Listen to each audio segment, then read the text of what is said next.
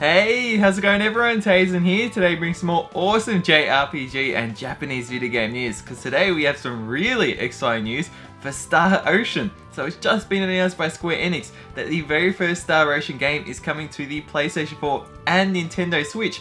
This is actually going to be a remaster of the PSP remake of the game.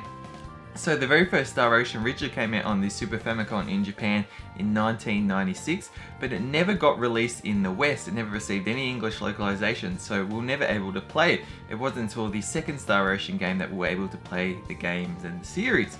However, in 2007 in Japan, it got a PSP remake which was handled by Toei. Now this was released in Japan at the end of 2007, but then a year later it was released in the West in English. And this release was awesome. It came with a lot of things like pre-rendered backgrounds, 3D battlefields and hand-drawn facial animations, new artwork, animated cutscenes, extensive new amounts of fully voiced dialogue and new voice actors. So this was really a huge overhaul to the game. And it also ran off a slightly different engine to the remake of the second game, which is called Star Ocean Second Evolution, which is this one here.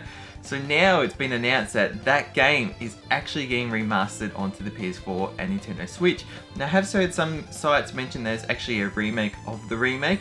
So we'll find out with more details in the future as whether it will be a remake of that remake or a remaster of that remake.